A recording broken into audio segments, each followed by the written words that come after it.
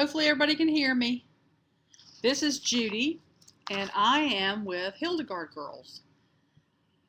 It is a nice late afternoon here in southern United States, and I'm here today to talk about Hildegard of Bingen and the work that the Hildegard Girls have been doing in the name of Hildegard, well, for really 4 years, but online for 2 years. Our persona online is called Hildegard Girls.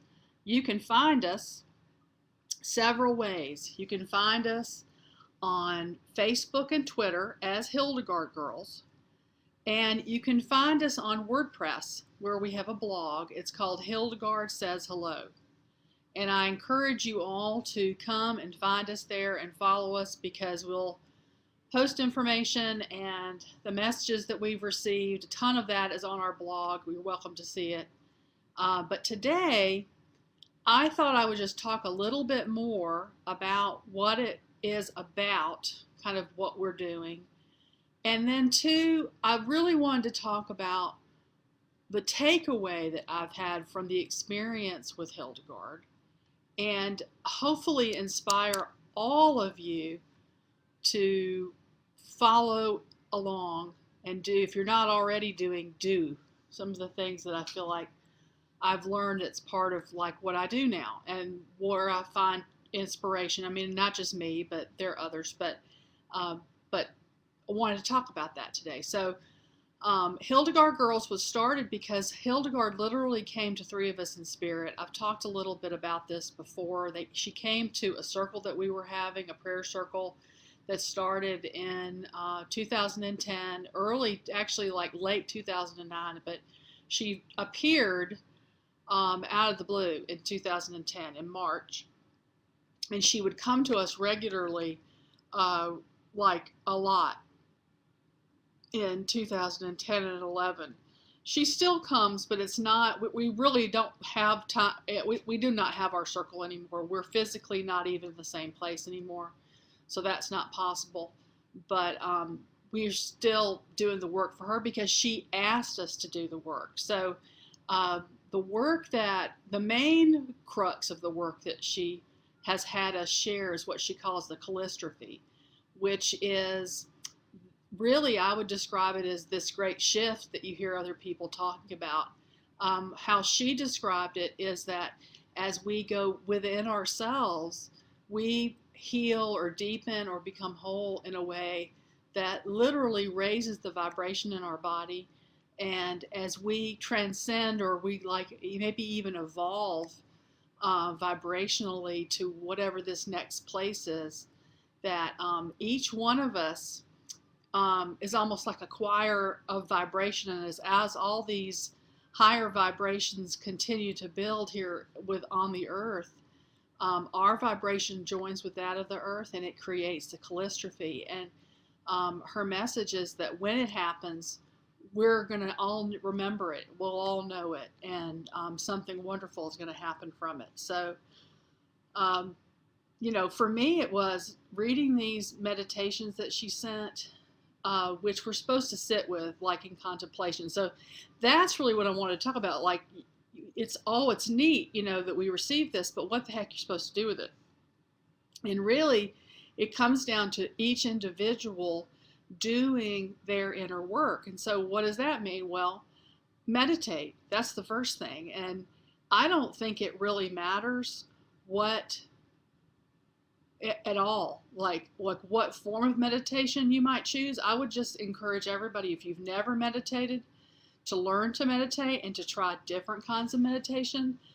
I like to do that. And what happened to me with the Hildegard work is it inspired me to get more active in a local group of meditators around my church, which is an Episcopal church, and which is not specific to the Episcopal church, but it's centering prayer.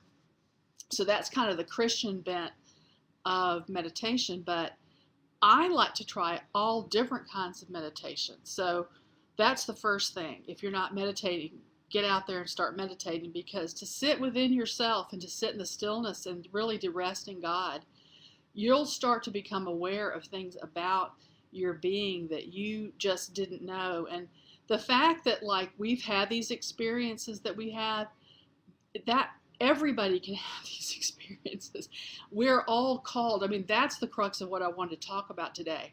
We are called to experience God. The messages that we have received from Hildegard is about experiencing the divine. It's an experience.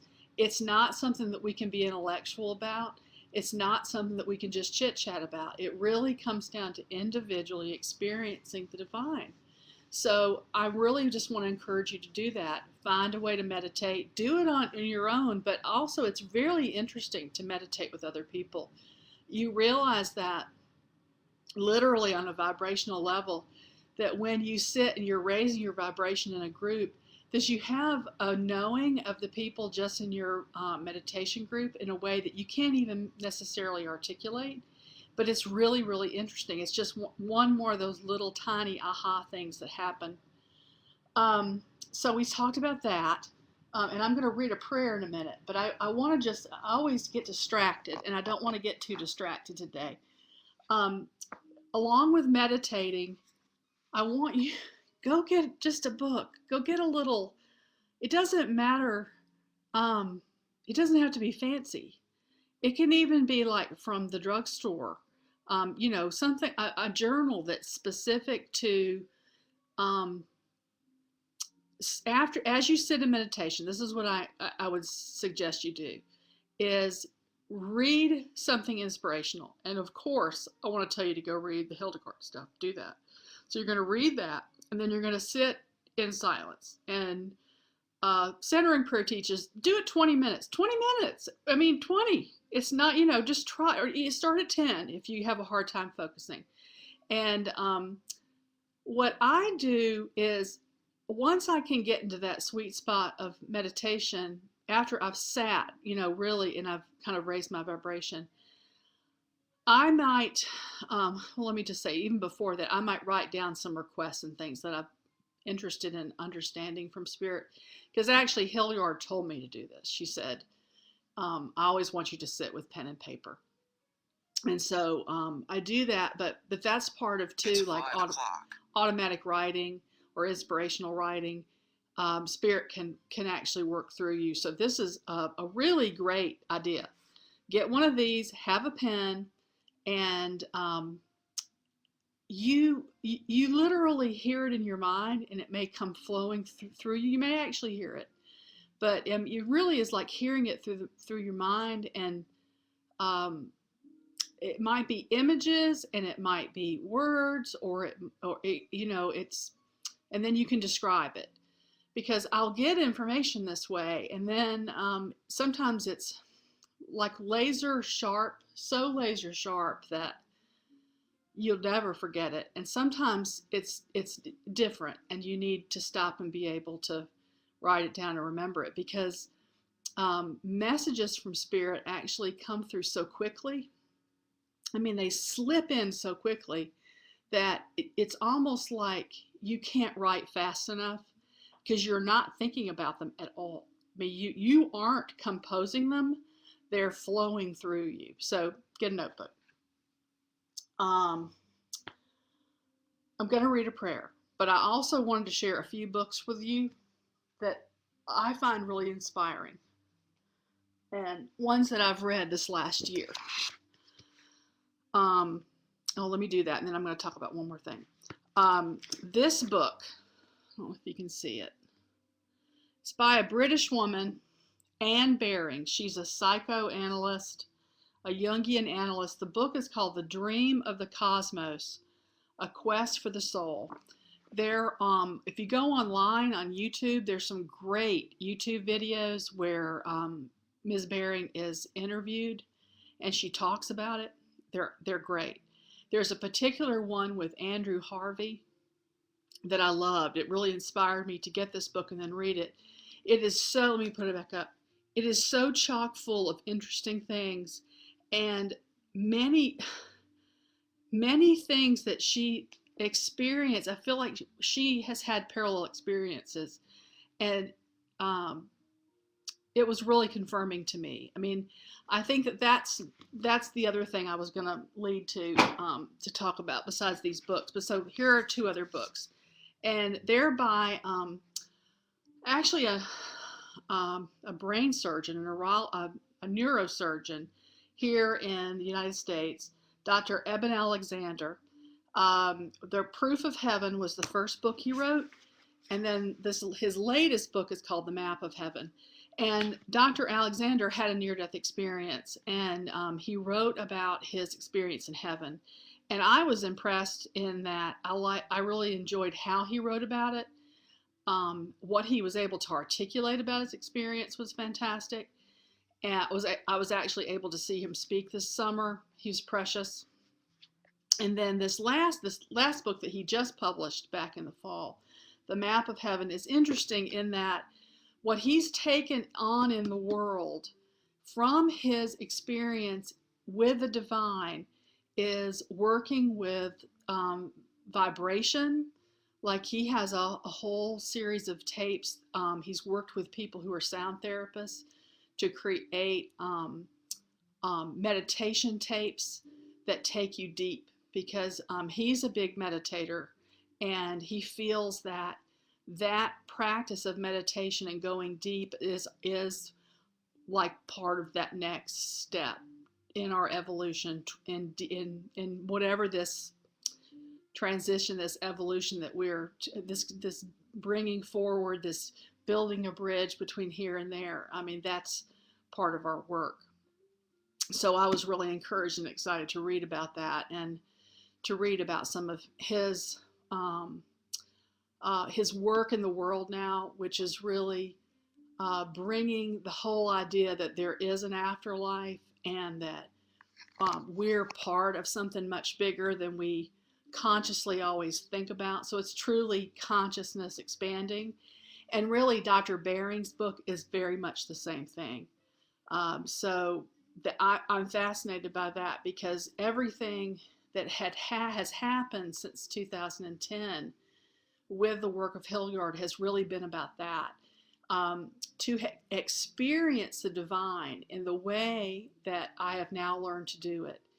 I first experienced it with my group, and then we were encouraged to go and study with a group of people here in the United States at Lilydale, which is a spiritualist community in upstate New York.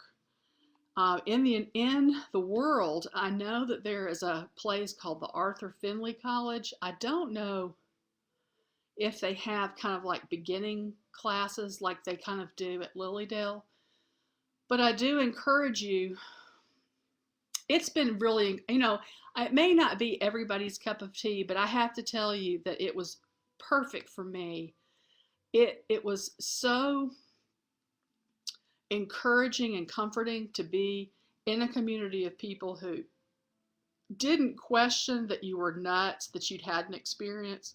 It was an understanding by everyone there that there was a life beyond here, and that there truly are people in spirit, or spirit beings and high spirit beings.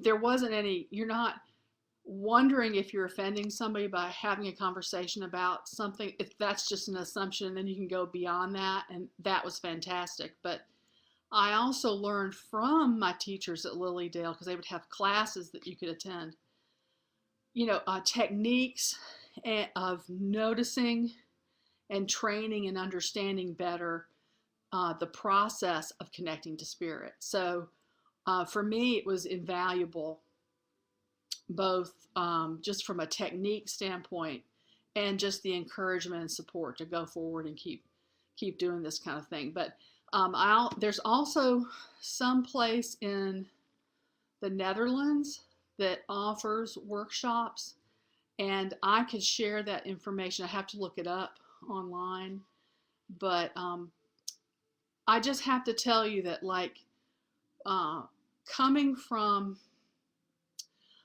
the Christian faith and going to church and reading, hearing sermons and that kind of thing, they were all wonderful. But when I had the experience of the physical experience, the spiritual experience of the divine, now to read something in the Bible or to read something just inspiration, any kind of inspirational thing, I see it through completely different eyes. And so to me, like that whole thing of being, quote, saved, which is a big Southern thing, within the uh, uh, part of the Christian church. I feel that. I mean, I felt transformed from the experience of experiencing, and I feel to the marrow of my bones that that is part of Hildegard's work, that she wants us to open ourselves and to experience God in the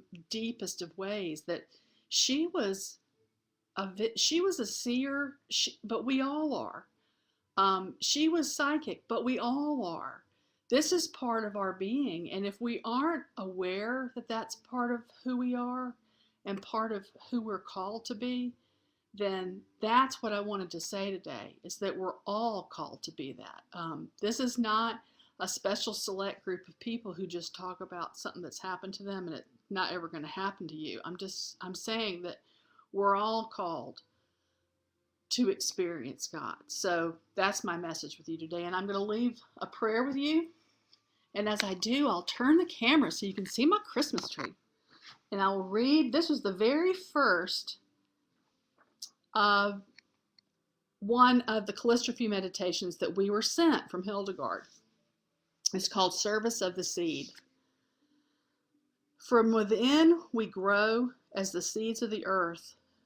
Life is ignited and progress begins. We are to treat ourselves and others as seeds, full of potential and waiting to burst forth with God's own plan. Cultivate, do not annihilate your own seed or those God has placed in his garden.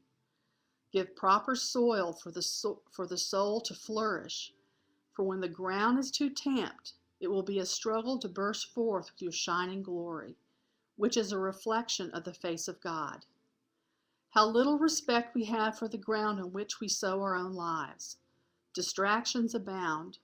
Noise of the common desires crushes the sound from within, which calls you to be one of God's own plantings, his garden, his flowers, and tall trees.